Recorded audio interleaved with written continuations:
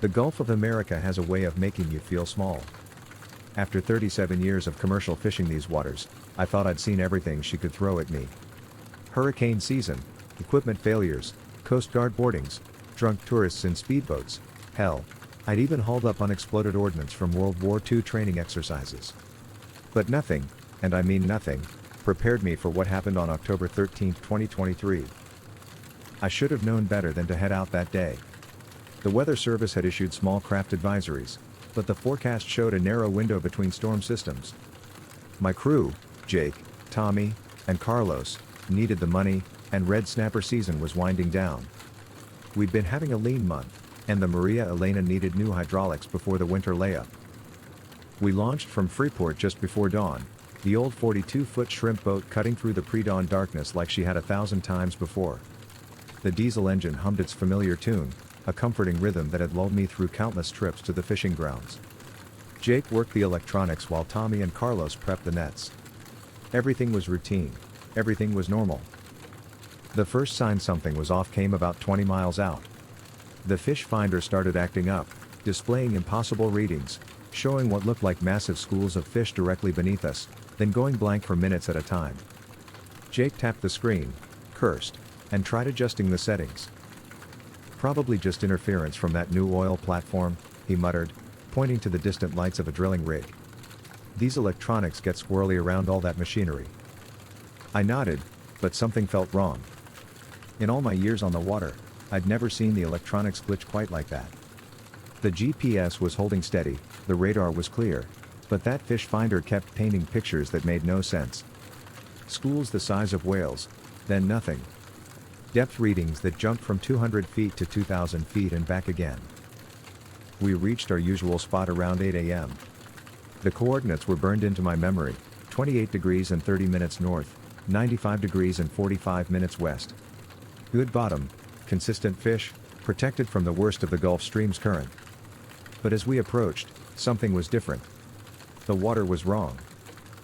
You spend enough time on the ocean, you learn to read the water like a book. Color, texture, the way it moves, it all tells a story. This water was telling me something I didn't want to hear. It was too calm, too dark, with an oily sheen that caught the morning light in unsettling ways. Not oil exactly, but something that made the surface look almost metallic. "Dead water," Carlos whispered, crossing himself. He was the most superstitious of my crew, always muttering prayers before we dropped nets. My grandfather, he told me stories about dead water. Fish won't swim in it. Nothing good comes from it. I'd heard the old-timers talk about dead water before, areas of the Gulf where the water seemed different, lifeless. Scientists had explanations: algae blooms, thermal layers, chemical runoff. But the fishermen who'd worked these waters for generations, they had different stories. Stories about boats that went into dead water and came back. Changed. "Just a bloom," I said, more to convince myself than the crew. "We'll move a few miles east." But the dead water stretched as far as we could see. The normal blue-green of the Gulf had been replaced by this dark, mirror-like surface that seemed to absorb light rather than reflect it. We tried 3 different spots, but it was the same everywhere. The fish finder showed nothing but empty water beneath us, like we were floating over an underwater desert. By noon, the wind had died completely. The Gulf became a sheet of black glass, so still it was disorienting. No waves, no swells, just this perfect, unnatural calm that made the horizon blend with the water. The temperature had dropped too, not much, maybe 10 degrees, but enough to make us all pull on sweatshirts in the middle of October. "Let's try one more spot," I decided, pointing to a reef system about 8 miles north.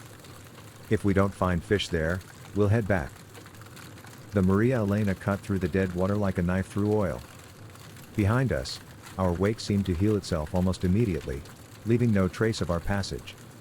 The silence was oppressive: no gulls, no flying fish, no dolphins playing in our bow wake. Just the steady throb of the diesel and the whisper of water against the hull. That's when the engine started acting up. It began with a subtle change in the rhythm, a slight hesitation in the steady beat.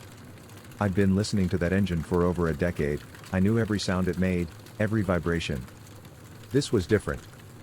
Jake noticed it too, glancing at me with concern. Sounds like she's running a little rough, he said. I checked the gauges. Oil pressure normal, temperature normal, RPM steady. But the sound was definitely off, like the engine was struggling against something.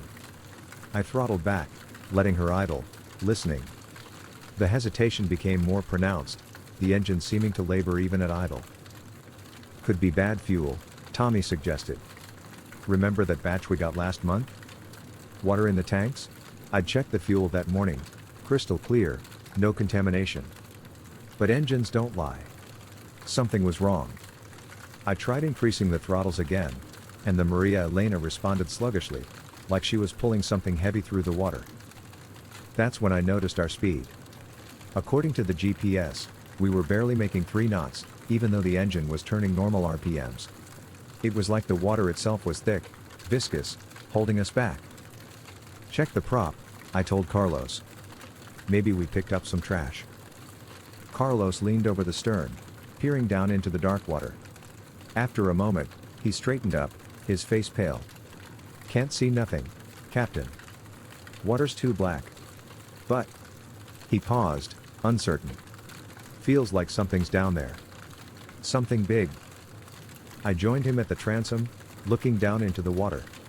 He was right, the water was opaque, like black ink. But there was something else, something that made my skin crawl. The water around our hull seemed to be moving differently than it should, swirling in patterns that didn't match our forward motion. Probably just currents, I said, but I didn't believe it myself. We limped toward the reef system, making maybe 4 knots through the strange water. The engine continued its labored rhythm, and the GPS showed our position creeping slowly northward. But something was wrong with our heading. The compass was spinning slowly, never settling on a bearing.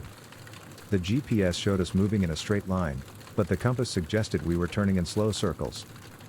Electronics are going to hell, Jake muttered, tapping various screens. GPS is jumping around now too. I looked at the chart plotter. Our position seemed to be drifting, even though we were maintaining course and speed. One moment we were at 28 degrees and 35 minutes north, the next we were at 28 degrees and 34 minutes north, then back to 28 degrees and 35 minutes north. Like the GPS couldn't decide where we were.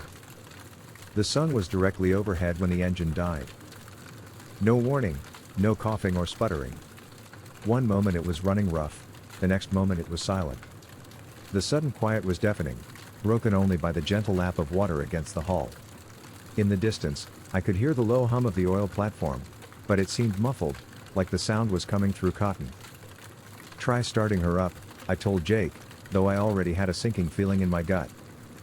The engine turned over strong, battery voltage good, but it wouldn't catch. Jake tried again, then again. The starter motor cranked, but the engine wouldn't fire. It was like something was preventing the fuel from igniting, or the air from getting to the cylinders. Fuel pump? Tommy suggested. I checked the electric fuel pump, it was running, building pressure in the lines. The problem wasn't fuel delivery. I pulled the air filter, it was clean. Checked the plugs, they were sparking. Everything looked normal, but the engine wouldn't run. We got a radio? Carlos asked, and I could hear the fear creeping into his voice. The VHF radio crackled to life when I turned it on, but instead of the usual Coast Guard weather broadcasts or ship-to-ship chatter, all we got was static. Not the normal static of weak signals, but something else, patterns in the noise that almost sounded like voices, speaking in languages I couldn't identify. I tried calling the Coast Guard on Channel 16. Coast Guard, this is fishing vessel Maria Elena, position 28 degrees and 35 minutes north, 95 degrees and 40 minutes west, requesting assistance, over. Nothing but static in response. I tried again, increasing the power output, but the radio seemed to be working against me. The static grew louder, more insistent, almost like it was trying to drown out my transmission. Try the cell phone, I told Jake. No signal. Not unusual this far offshore, but the phone should have shown at least 1 bar. Instead, it showed nothing, not even a network search. Like the cell towers had disappeared. The sun was starting its descent toward the western horizon when we noticed the current. Or rather, the lack of current. The Maria Elena should have been drifting in the Gulf Stream, moving slowly eastward with the natural flow of water. But we weren't moving at all. According to the GPS, our position was fixed, like we were anchored. But we weren't anchored. I checked the anchor locker, it was secure, the road coiled and dry. We were floating free, but somehow not drifting. It was like the water around us had become solid, holding us in place. "This is wrong," Carlos muttered, pacing the small deck. "This is all wrong. We need to get out of here." I tried the engine again. The starter motor turned it over, but still no ignition. Jake was deep in the engine compartment, checking fuel lines and electrical connections. Tommy had broken out the emergency oars, laughable for a 42-foot boat, but better than nothing. "Captain," Tommy called from the bow. "You need to see this." The water around us was changing. The black, mirror-like surface was developing patterns, swirls and eddies that seemed to pulse with their own rhythm. It reminded me of pictures I'd seen of oil spills, but this was different. The patterns were too regular, too purposeful. As I watched, the patterns began to move, flowing in concentric circles around the Maria Elena. We were at the center of what looked like a massive whirlpool, but the water wasn't moving downward. It was moving horizontally, creating a perfect spiral that stretched out at least 100 yards in all directions. "Jesus Christ," Jake whispered, emerging from the engine compartment. "What the hell is that?" The spiral was growing stronger, the patterns more defined. The water began to emit a faint phosphorescence, a greenish glow that pulsed in time with the circular motion. And from somewhere beneath us came a sound, low, rhythmic, almost like breathing. "We need to get out of here," Carlos repeated, his voice tight with panic. "Right now." I grabbed the emergency flare gun from the safety kit and fired a red flare into the darkening sky. The bright magnesium light burst overhead, casting everything in hellish red shadows. For a moment, I could see clearly in all directions. We were alone. The oil platform I'd seen that morning was gone. No lights on the horizon, no other boats, nothing but dark water stretching to the edges of the world. And in the red light of the flare, I could see that the spiral pattern extended much farther than I thought. We were trapped in the center of something enormous. As the flare died, darkness rushed back in. But the phosphorescence in the water was growing brighter, and I could make out shapes moving beneath the surface. Long, sinuous forms that seemed to be keeping pace with the spiral current. They were too big to be fish, too graceful to be debris. "There's something down there," Tommy whispered, pointing into the glowing water. "Something big." The breathing sound was getting louder, more distinct. It seemed to be coming from directly beneath us, as if something massive was lying on the bottom, its respiration creating the current patterns we were seeing. With each breath, the phosphorescence pulsed brighter, and the shapes in the water moved closer to the surface. Jake had rigged up a flashlight and was trying to see into the engine compartment when the first tentacle broke the surface. It rose slowly, almost gracefully, about 50 feet off our starboard bow. Thick as a telephone pole, covered in what looked like scales that caught and reflected the strange light from the water. It swayed back and forth, almost like it was tasting the air, then slipped back beneath the surface without a splash. "Did you see that?" Carlos asked, his voice barely above a whisper. We all saw it. But nobody wanted to admit what we'd seen. Jake kept working on the engine, his hands shaking as he checked connections. Tommy clutched the emergency oars like weapons. Carlos had pulled out his rosary and was praying in rapid Spanish. I tried the radio again, cycling through all the emergency frequencies. Nothing but static, but the patterns in the noise were getting more complex, more organized. Almost like the static itself was trying to communicate. The second tentacle appeared off the port side, this one larger than the first. It rose higher out of the water, revealing more of its impossible length. The scales weren't scales at all, I realized. They were some kind of sensory organs, each one the size of a dinner plate, opening and closing like eyes. The tentacle turned toward us, and I had the distinct impression it was examining us. That's when the engine suddenly roared to life. Jake jumped back from the compartment, nearly falling as the diesel engine caught and settled into a steady idle.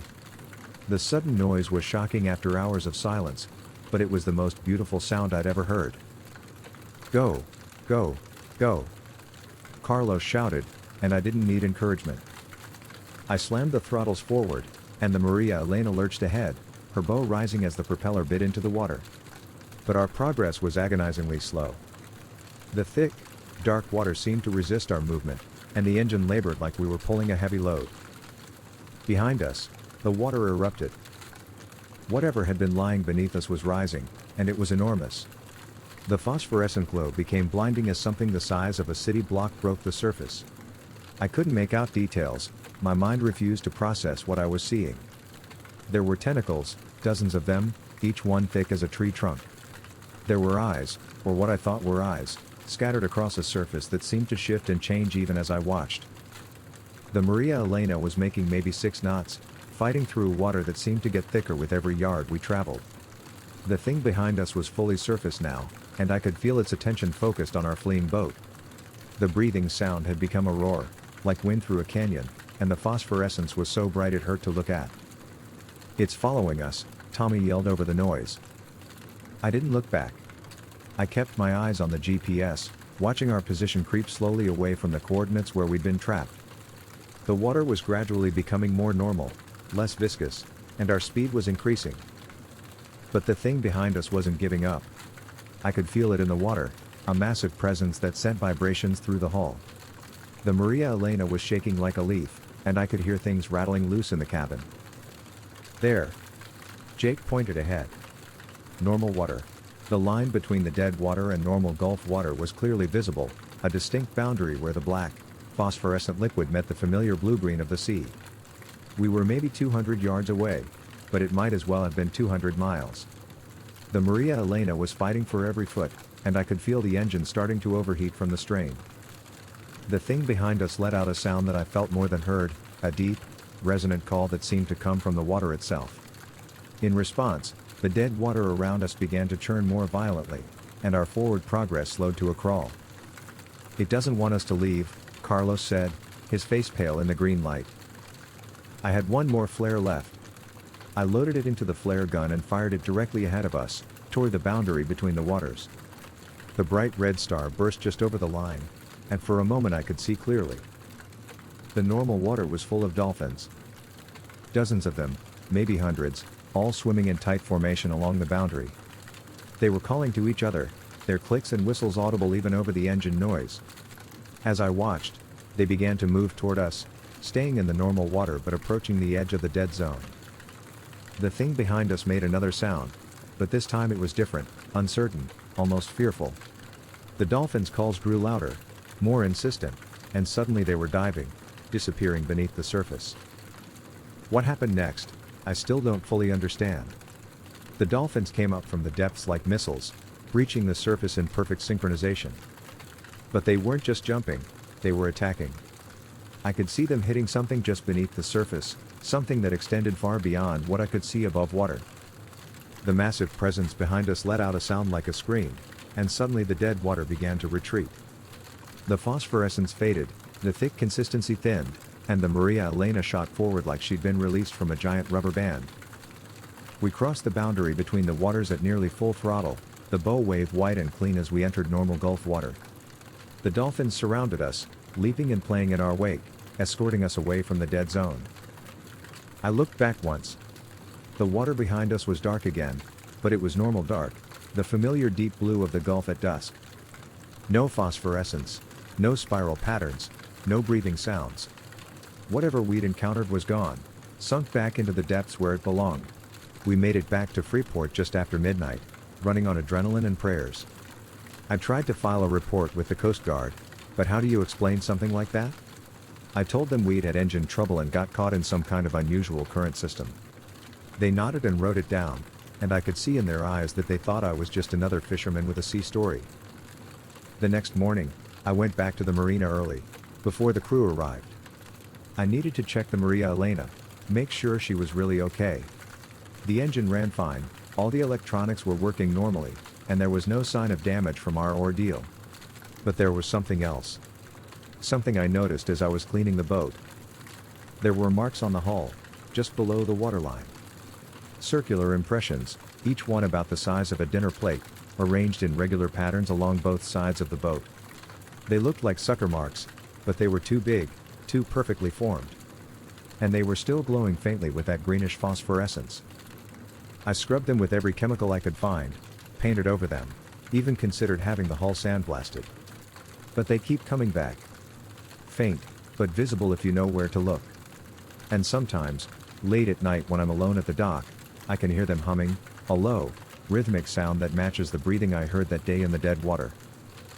The crew doesn't talk about what happened. Jake found another job on a boat that works the shallow water near shore. Tommy moved to Louisiana, said he was going to try his hand at crabbing. Carlos went back to Mexico, said he was done with the sea forever. I still fish the Gulf, but I stay in the shallow water now, never more than 10 miles from shore. And I listen to the marine weather reports religiously, not just for storms, but for reports of unusual water conditions, dead zones, areas where the fish aren't biting. Because I know it's still out there, somewhere in the deep water. Waiting. Breathing. And those marks on my hull, they're not just marks. They're a reminder. A claim. A promise that someday, when I venture too far from shore, it will be waiting for me. The Gulf of Mexico is 600,000 square miles of water, most of it unexplored, unmapped, unknown. We like to think we understand the ocean, that we've conquered it with our technology and our charts. But down there in the deep water, in the places where the sun never shines, there are things that have been waiting since before man ever built his first boat. Things that remember when the Gulf was young, when the water was different, when the boundaries between our world and theirs were not so clearly drawn. Things that are still waiting, still breathing, still watching for the next boat to wander into their domain. The next time you're out on the Gulf, pay attention to the water. If it seems too calm, too dark, too quiet, if the fish finder shows impossible readings and the electronics start acting up, don't ignore the signs. Turn around. Head for shore. Because some parts of the ocean were never meant for human eyes. And if you see dead water, that perfect mirror surface that reflects nothing but darkness, whatever you do, don't stop. Don't drop anchor. Don't try to fish. Just run. Because down there in the deep, something is always watching. Always waiting. Always breathing in the darkness between the waves. This account was recorded on October 30, 2023, 17 days after the incident described. The narrator requested that his real name not be used, citing concerns for his reputation in the local fishing community. Coast Guard records confirm that a vessel matching the description of the Maria Elena did request assistance on October 13, 2023, but radio contact was lost before a response could be coordinated. The vessel returned to port under its own power later that evening. Water samples taken from the coordinates provided showed elevated levels of bioluminescent plankton, but no other anomalies were detected. Hey everyone, thanks so much for listening. If you enjoyed the video, please hit that like and subscribe button, and then share it with your friends. Your support helps us grow and create even more awesome content. We appreciate you being part of the journey.